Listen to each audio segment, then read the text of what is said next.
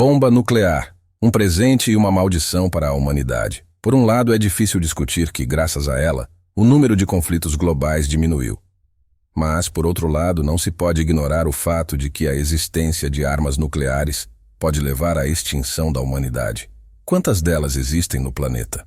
O que é um inverno nuclear, mencionado em dezenas de filmes e jogos, e será que ele é possível? Acomode-se confortavelmente, porque vamos falar sobre o que começou com o chamado Clube Nuclear. Este é um termo não oficial para o grupo de países que possuem ogivas nucleares feitas independentemente.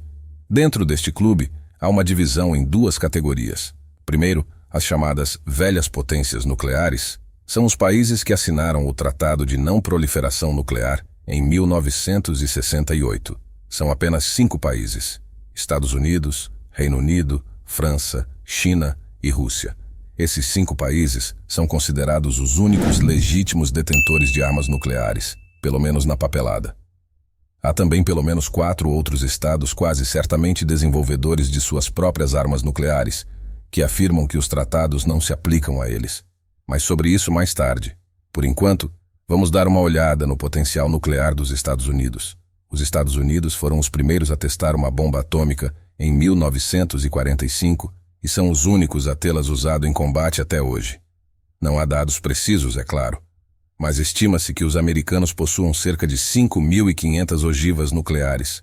Deste total, cerca de 1.400 estão ativas, 1.800 estão conservadas e disponíveis, e 1.800 estão programadas para serem eliminadas, em parte devido aos acordos de redução de armas nucleares, em parte porque custa $75 milhões para manter uma única ogiva, o que é absurdamente caro. E milhares de ogivas já seriam suficientes para enviar o planeta de volta à Idade da Pedra. Portanto, elas são reduzidas a cada ano. No auge da Guerra Fria, nos anos 60, os Estados Unidos tinham cerca de 30.000 ogivas nucleares. A mais poderosa entre as ogivas atuais é a B-83, com uma potência de 1 a 2 megatons, 60 vezes mais poderosa do que as bombas lançadas em Hiroshima e Nagasaki. A B-83 pesa um pouco mais de 1 tonelada. Segundo dados oficiais, os Estados Unidos têm cerca de 650 delas. Do outro lado do espectro está a ogiva W-762, com uma potência de 5 quilotons, 4 vezes mais fraca do que a bomba de Hiroshima. No entanto, não devemos subestimá-la.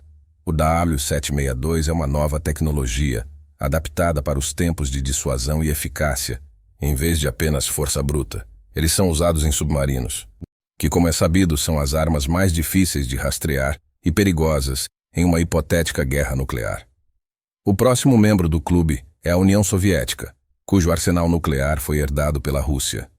Eles realizaram os primeiros testes em 1949 e detêm o recorde absoluto de poder de explosão, a Tsar Bomba, estimada em uma potência de 58 a 100 megatons. A onda de choque dela deu 3 voltas ao redor da Terra. No momento, a Rússia tem, de acordo com dados oficiais, cerca de 6.000 ogivas nucleares, das quais cerca de 1.500 também estão programadas para serem eliminadas. Assim como no caso dos Estados Unidos, não se deve romantizar a situação. Ambos os países estão inventando novas e mais eficazes bombas, mas os números concretos do arsenal russo são um pouco mais nebulosos. Há rumores sobre a bomba RS-28, codinome Satanás, que, segundo boatos, possui uma potência de 50 megatons, ou até 100 megatons. Se os rumores sobre as ogivas do status 6 forem verdadeiros, o que desafia a imaginação com possíveis destruições.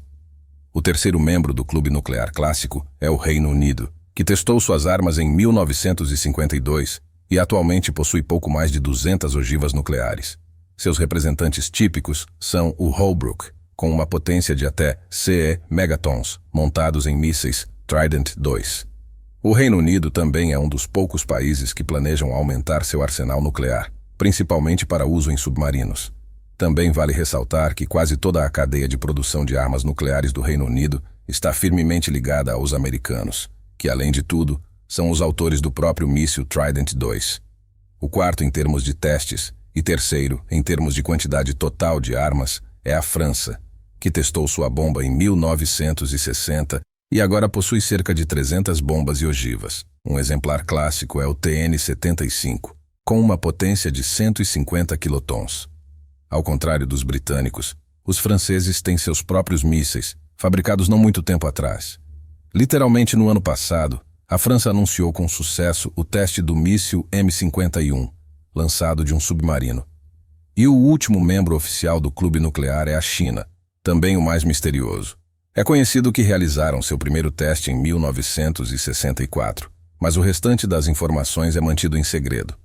Acredita-se que a China tenha algo em torno de 350 ogivas, sendo a mais poderosa delas a DF-31, com uma potência de 1 megatons, o que é bastante sério. No entanto, na realidade, há rumores de que as bombas da China podem ter uma potência de até 1000 megatons, e a verdadeira potência de algumas delas é desconhecida pelo público em geral. De qualquer forma, esses 5 países se reuniram em 1968 e decidiram que ninguém além deles poderia ter armas nucleares, o que naturalmente surpreendeu outros países e levou ao desenvolvimento de armas nucleares próprias. A Índia realizou seus testes em 1978 e 1998, e segundo especialistas, possui cerca de 156 ogivas nucleares atualmente. O Paquistão não ficou para trás, testando suas armas em 1998 e tendo um potencial semelhante. Um destaque na lista são a Coreia do Norte e Israel. Enquanto a primeira afirmava ter armas nucleares, mas não era acreditada, a segunda foi reconhecida como possuidora de armas nucleares em 2012, com um estoque de cerca de 40 mísseis. Quanto a Israel, segundo agências de inteligência em todo o mundo, fabricou sua bomba atômica nos anos 60, desde então realizou testes e aumentou o número de ogivas, estimando-se que tem algumas centenas delas, embora o país negue tudo. Por último, vale mencionar a África do Sul, que desenvolveu suas próprias armas por um tempo e foi membro do clube nuclear, mas voluntariamente renunciou a elas em 1996 e desmantelou seu armamento. Somando tudo, temos cerca de 13.000 ogivas nucleares no planeta, possivelmente muito mais devido a desenvolvimentos secretos e entregas não oficiais. O que aconteceria se todas fossem disparadas simultaneamente já foi discutido em um de nossos vídeos anteriores, mas resumidamente, não haveria divisão do planeta ou extinção global. Em escala terrestre, com seus vulcões e placas tectônicas, os explosivos nucleares não teriam um grande impacto. No entanto, a questão da inverno nuclear é mais complexa. Este é um estado hipotético do planeta após uma guerra nuclear em larga escala, onde se acredita que a atmosfera seria coberta por fumaça e fuligem dos explosões e incêndios, resultando em escuridão e mudanças climáticas radicais. Vale ressaltar que inicialmente a concepção de inverno nuclear era puramente fictícia. A ideia concebida por Carl Sagan tinha boas intenções, usando seu nome para influenciar as massas e implantar a ideia de que armas nucleares são ruins. No entanto, com o desenvolvimento da mídia e da tecnologia, surgiu a necessidade de construir modelos matemáticos e testar a teoria do inverno nuclear com fatos. Como sempre, a humanidade se dividiu nesse assunto. Durante a Guerra Fria, o acadêmico Moiseev e seus colegas americanos conduziram 2 estudos paralelos. Parecia que a matemática afirmava que um inverno nuclear poderia ocorrer com explosões nucleares de até 100 megatons. A luz solar seria reduzida em 40 vezes. A limpeza da atmosfera levaria meio ano. Em algumas áreas, a temperatura poderia cair até 30 graus. E a situação seria bastante sombria. Até mesmo cálculos projetando a Terra sem sol por um ano inteiro, como aconteceu em 1816, e estudos posteriores de 2007 e 2008, previram até 10 anos de uma era glacial, fome e epidemias. No entanto, céticos entraram na arena com argumentos convincentes. Por exemplo, o vulcão Tambora, que em 1815 teve uma explosão estimada entre 150 e 800 megatons em equivalente de TNT, é mais do que convincente em comparação com ogivas nucleares. E mesmo com a erupção maciça e a quantidade insana de material lançado na atmosfera, a temperatura global caiu apenas 2 graus.